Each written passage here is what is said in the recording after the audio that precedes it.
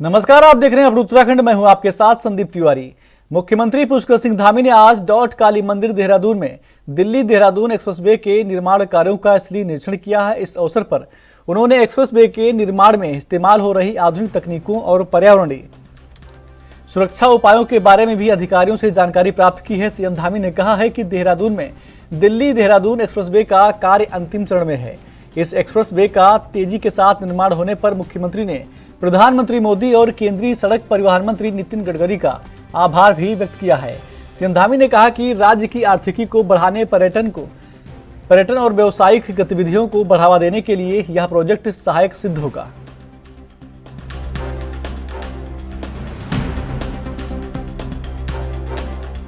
मैं आदरणीय प्रधानमंत्री जी का और आदरणीय सड़क परिवहन मंत्री जी का धन्यवाद करता हूं कि देहरादून से दिल्ली का एलिवेटेड रोड का काम अंतिम चरण पर है और इसकी फिनिशिंग का काम चल रहा है। कुछ स्थानों पर अंतिम चरण में काम है और जैसे ही ये पूरा होगा तो ये बहुत सुविधाजनक हो जाएगा। देहरादून से दिल्ली का जो सफर है वो मात्र 2.5 घंटे, अधिकतम 3 घंटे में जो है पूरा किया जा सकेगा और लोगों का आना जाना बड़ा सघन होगा, सरल होगा। ये एलिवेटेड रोड, इसमें बिजली के काम, अन्य काम अभी चल रहे हैं और मैंने भी आज इसका निरीक्षण किया है। सभी को जो सड़क बनाने वाले इंजीनियर हैं उन सभी को कहा है कि तत्काल जो जरूरी काम होने हैं उनको पूरा कराकर सड़क चालू करने की दिशा में काम बढ़ाया जाए। सर, 4 धाम यात्रा के लिए भी ये सुविधाजनक हो जाएगा जिस तरीके से सर? निश्चित रूप से 4 धाम है यहाँ देहरादून, हरिद्वार, ऋषिकेश, आसपास हमारे धनौल्टी, मसूरी आने वाले जो पर्यटक हैं, सैलानी हैं, सभी के लिए अच्छा होगा और हमारे उत्तराखंड वासियों के लिए, देहरादून वासियों के लिए, हरिद्वार वासियों के लिए, आसपास के लोगों के लिए भी ये सफर बहुत कम समय का होगा। मुख्यमंत्री पुष्कर सिंह धामी ने सोमवार को पहली जौनसारी फीचर फिल्म मेरे गांव की बाट का प्रोमो और पोस्टर लॉन्च कर दिया है। इस मौके पर उन्होंने कहा कि राज्य सरकार क्षेत्रीय संस्कृति को बढ़ावा देने के लिए आंचलिक फिल्मों के निर्माण और प्रचार प्रसार में पूरा सहयोग दे रही है। सोमवार को मुख्यमंत्री आवास में आयोजित समारोह में मुख्यमंत्री पुष्कर सिंह धामी ने कहा कि राज्य गठन के बाद अब पहली जौनसारी फीचर फिल्म बनकर तैयार हो गई है। इस फिल्म के जरिए जौनसार की समृद्ध संस्कृति, विरासत, रीति रिवाजों को देखने जानने का मौका मिलेगा। उन्होंने दर्शकों से फिल्म देखने की अपील करते हुए कहा कि राज्य सरकार की तरफ से क्षेत्रीय बोली भाषाओं में बनी फिल्मों के निर्माण और प्रचार प्रसार में हर संभव मदद की जा रही है। इसी क्रम में सरकार नई फिल्म नीति लेकर आई है। सरकार का मत है कि हर क्षेत्र में उत्तराखंड के स्थानीय लोग आगे बढ़ सकें। उन्होंने अभिनेता अभिनव चौहान को बधाई देते हुए कहा कि उनकी गढ़वाली फिल्म असगार भी सुपरहिट रही थी।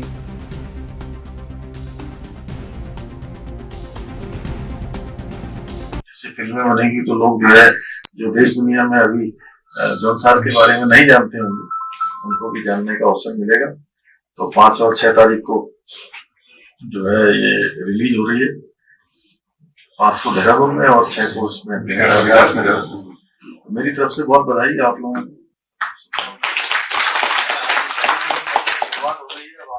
आज हमारे लिए बहुत ही गर्व की बात है कि आज माननीय सीएम साहब ने हमारी जो फिल्म है मेरे गांव की बात, उसका आज ट्रेलर लॉन्च करा और उनको बहुत ही अच्छा भी लगा है। और अब मैं बहुत ही कॉन्फिडेंट हूँ कि हमारी जो फिल्म है वो सिर्फ जौनसार और बावर के लोग ही नहीं बल्कि हिमाचल के लोग, रवाई के लोग, जौनपुर के लोग और जो पर्वत के लोग हैं वो भी ज़रूर देखने आएंगे और पूरे परिवार के साथ देखने आएंगे।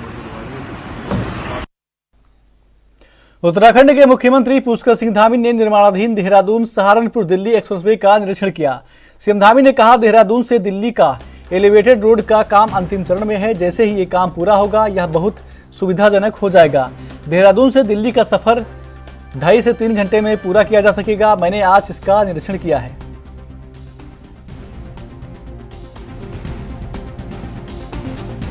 जिस प्रकार देवभूमि उत्तराखंड में मनाए जाने वाले, आज हम देखते हैं देवभूमि उत्तराखंड में अनेक मेले आयोजित होते हैं। ये मेले हमारी संस्कृति और विरासत, इसको सहेजने का काम करते हैं, इसको आगे बढ़ाने का काम करते हैं। पीढ़ी दर पीढ़ी हमारे नौनिहालों में, हमारे नवयुवकों में एक संदेश देने का काम करते हैं कि हमारी विरासत, हमारे पूर्वजों ने कितनी कठिनाइयों से इसको हमेशा सुरक्षित रखा था उसके लिए उन्होंने कितना संघर्ष किया था। उसी प्रकार ये मेला भी हमारी समृद्ध सांस्कृतिक परंपराओं को सहेजते हुए अगली पीढ़ी तक पहुंचाने का एक बहुत ही विशिष्ट माध्यम है। भाइयों बहनों, हमारे देश के अंदर कई ऐतिहासिक धरोहरें हमारे गौरवमयी अतीत की पहचान होने के साथ साथ जो हमारी संस्कृति है। खबरें और भी हैं, छोटा सा ब्रेक।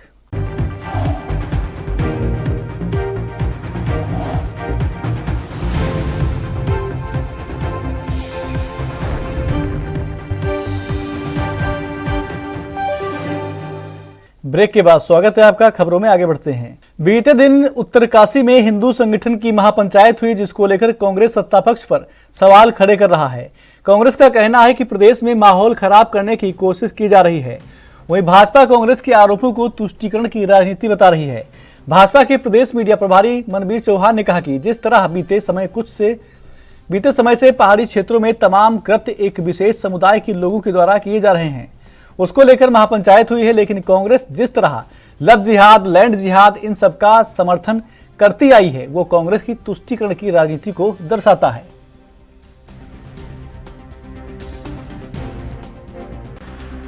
देखिए, महापंचायत जो उत्तरकाशी में हुई, वो निश्चित रूप से जो उत्तराखंड राज्य के हमारे पहाड़ी क्षेत्रों में जिस प्रकार की अनेकों घटनाएं सामने आई, लड़कियों को बहला फुसला करके विशेष धर्म के लोगों ने जिस तरह से वहां से भगाने का प्रयास किया, भोजन को पर थूक करके जिस तरह से कई घटनाएं सामने आई, इसके साथ ही कई अन्य घटनाएं पूरे राज्य भर में पहाड़ी क्षेत्रों में सुनने को आई, दिखाई दी। वो एक स्वाभाविक जनाक्रोश लोगों के अंदर है, उसके तहत हुई। लेकिन कांग्रेस की पीड़ा उनकी तुष्टीकरण की राजनीति है, और जिस प्रकार से वो हमेशा कभी थूक जिहाद का, लैंड जिहाद का, लव जिहाद का इनका समर्थन करते रहे हैं, और वो हमेशा अपनी तुष्टीकरण राजनीति इसे भाजपा प्रदेश अध्यक्ष महेंद्र भट्ट का कहना है कि जिस उम्र में आज हरीश रावत हैं, धीरे धीरे उनके हृदय के अंदर राष्ट्रवाद जागृत हो रहा है। भाजपा प्रदेश अध्यक्ष महेंद्र भट्ट को भी लगता है कि जिस तरीके से देश के अंदर कई कांग्रेसियों ने कांग्रेस छोड़ी है, ऐसे में हरीश रावत का भी हृदय बदलेगा। दरअसल पत्रकारों के सवालों के जवाब में बीजेपी प्रदेश अध्यक्ष महेंद्र भट्ट ने कहा कि हरीश रावत ने मोदी, योगी और धामी को लेकर जो प्रतिक्रियाएं व्यक्त की हैं, वो आज के विकास कार्यों को देखकर ही की हैं।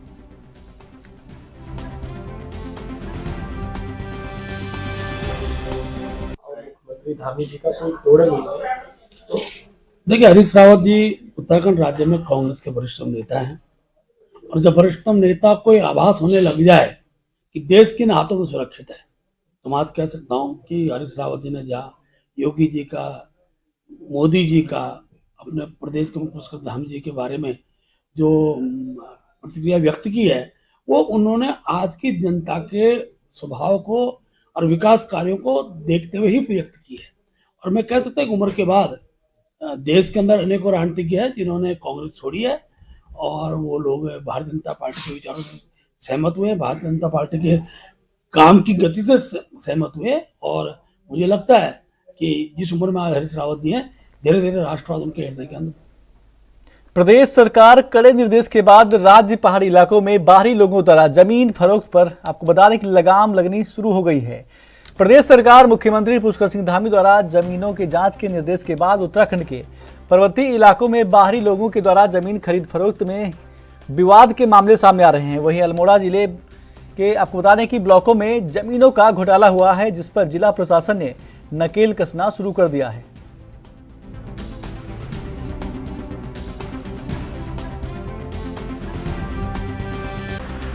बनना है प्रदेश भर के अंदर भू कानून को किस तरह से देखते हैं, क्या कहना है सर? देखिए, उत्तराखंड राज्य बनने के बाद भी और उससे पूर्व भी लगातार यहाँ के लोगों द्वारा, यहाँ के जो चिंतनशील लोग हैं, उन्होंने मांग करी थी कि उत्तराखंड में सशक्त भू कानून लागू किया जाए करके। लेकिन जब भारतीय जनता पार्टी की सरकार विराजमान हुई है तब इसमें संशोधन किया गया और जो भी हमारे बाहर के लोग हैं उनको औने पौने दामों में यहाँ पर उन्होंने ज़मीनें खरीद ली गई हैं, जिससे कि यहाँ पर कहीं ना कहीं आज हमारे लोगों के रोज़गार का प्रश्न खड़ा हो गया है। मैंने इस बार के विधानसभा सत्र में जो बहुत ही ज्वलंत विषय था ये सशक्त भू कानून को लेके, तो इसको लेके नियम 58 में उठाया था और मांग की थी कि भाई उत्तराखंड में सशक्त भू कानून लागू हो। लेकिन हमारी सरकार से मांग है कि जब आज पूरी भूमि बिक चुकी है, औने पौने दामों बिक चुकी है, आज ये सशक्त कानून की बात कर रही है, लेकिन फिर भी हम कहेंगे कि जो ज़मीनें बिकी हैं और उसमें जिस एवज के लिए ली गई है, अगर स्कूल के लिए ली गई है, अगर वहाँ पर स्कूल ही खुला है तब तो ठीक है। लेकिन अभी देखा गया कि जहाँ पर भूमि स्कूल के नाम पे ली गई है लेकिन वहाँ पर बिल्डरों ने फ्लैट बना दिए हैं या वहाँ पर अन्य होटल रिजॉर्ट बना दिए हैं, तो इसकी निश्चित रूप से जाँच होनी चाहिए और उनके खिलाफ कार्रवाई होनी चाहिए। सरकार लोगों के दबाव के बाद, भू आंदोलनों के बाद जो है मुख्यमंत्री ने ये कड़े कदम उठाते हुए सभी जिलाधिकारियों को भू कानून के उल्लंघन संबंधी जांचों की निर्देश दिए हैं। इसके बाद जो है डीएम ने अल्मोड़ा जिले में ही 31 ऐसे मामले आए हैं जिनमें जो है भू कानून उल्लंघन के मामले पकड़े गए हैं, जिनमें सिने स्टार मनोज वाजपेयी का भी मामला है और ये भी हो गया है कि 2003 के बाद राज्य बनने के बाद से 250 वर्ग मीटर से अधिक ज़मीन जिसने भी बाहरी व्यक्ति ने खरीदी है उसकी भी जो है जांच के दायरे में ले लिया गया है और जल्द ही शायद उसकी जांच भी पूरी हो जाएगी। अभी ये जो है प्राथमिक चरण है। गवर्नमेंट का अच्छा इनिशिएटिव है, इस कदम की सराहना की जानी चाहिए, लेकिन इसको ये नहीं मानना चाहिए कि भू कानून का नियम आ गया है।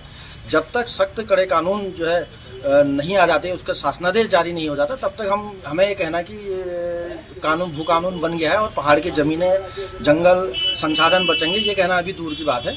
और ठीक है, गवर्नमेंट का एक इनिशिएटिव है और उम्मीद जताई जानी चाहिए कि सख्त भू कानून बाद में आएगा।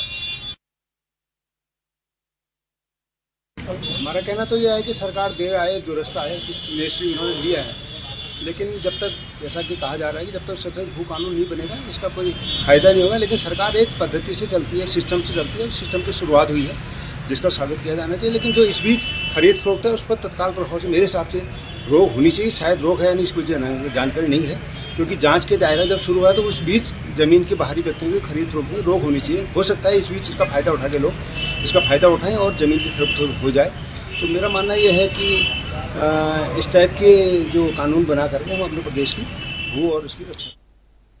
अल्मोड़ा जिले के विकासखंड सल्ट में बरसात के 2 माह बाद भी रामनगर मरचूला एनएच की हालत जिसकी तस बनी हुई है। आपको बता दें कि क्षतिग्रस्त पन्याली गंधेरे को अब तक नहीं सुधारा गया है। इससे आने जाने वाले यात्रियों को काफी दिक्कतों का सामना करना पड़ रहा है। बरसात के समय इस गधेरे ने विकराल रूप ले लिया था, जिससे सड़कों पर आपको बता दें कई बार यातायात भी बाधित हुआ था और लोगों को कई दिक्कतें झेलनी पड़ी थी। स्थानीय लोगों को उम्मीद थी कि बरसात के इस क्षतिग्रस्त गधेरे की जल्द ही मरम्मत होगी, लेकिन विभाग अधिकारियों के द्वारा आपको बता दें अभी तक कोई इस पर कार्रवाई नहीं की गई है।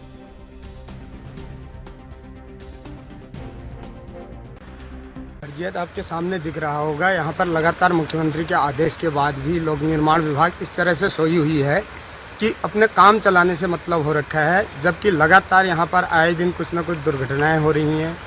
और ये आप सामने देख रहे होंगे कि इस पनियाली नाले में आए दिन कहीं ना कहीं जान माल का खतरा बना हुआ रहता है। लोग घंटों घंटों तक अपने बदहाल स्थिति में यहाँ से रामनगर की ओर जाते हैं, जबकि आप देखते हैं कि ये पहाड़ का एकमात्र ऐसा राजमार्ग है जिसमें हमारा सभी मार्केटिंग से लेके दुख सुख से लेके सभी चीज़ें इसी रोड से लगी हुई रहती हैं, लेकिन इस पर कोई कहीं पर भी कार्य नहीं हो पा रहा है और जैसे कि तस बनी हुई है ये इसकी। तो इसमें हमारा कहना यही है कि जल्द से जल्द इस पर काम होना चाहिए, अन्यथा क्षेत्रीय जनता को अगर और अधिक परेशान किया जाएगा तो कहीं ना कहीं इसका खमियाजा भुगतना पड़ सकता है। पहले तो लोक निर्माण विभाग का होना चाहिए, क्योंकि वो अपने मार्गों का सर्वे करती आ रही होगी, लेकिन क्या उनको दिखाई नहीं देता होगा कि ये हमारे यहाँ पर इस नाले पर कोई पुलिया बनना चाहिए या इसको सुधार करना चाहिए। और कहीं ना कहीं हमारा उसमें शासन का भी ढीलपन है कि जो उन पर शिकंजा नहीं कस पा रहे हैं कि आखिर इनका रिपोर्ट खाली कागज़ों में ही लगातार दे रहे हैं वो, लेकिन उसका डाटा खाली डाटा कागज़ों में ही लेने के बाद उसको ग्राउंड लेवल पर क्यों नहीं उतारा जा रहा है। कहीं ना कहीं शासन भी इसमें जिम्मेदार होना चाहिए। लेकिन हमारा कहना यही है कि जिस पे भी हो जनता के साथ होना चाहिए, उनको परेशानियों से मुक्त करना चाहिए। खाली इन वादों के साथ नहीं कि हम इन गड्ढों को भर देंगे। गड्ढे तो 15 नवंबर क्या, यहाँ तो अगले 15 नवंबर भी आ जाएंगे। देख रहे होंगे कि हमारे सामने तो पुलियों पर काम चल भी रहा है। ज़रूर कोई प्राकृतिक आपदाओं का सामना करना पड़ रहा है, लेकिन फिर भी कार्य प्रगति पर है। एक सुखद स्थिति में जा रहे हैं हम, लेकिन उसी प्रकार से इस पनियाली नाली पर भी काम होना चाहिए और अति शीघ्र होना चाहिए। और मैं रिखड़ी काल से आ रहा हूँ। अभी ये गदेरा ये मुहान के नाले में है इस टाइम, और कई सालों से ये प्रकरण चल के आ रहा है, लेकिन ये गदेरे अभी तक भी नहीं सुधरे हैं।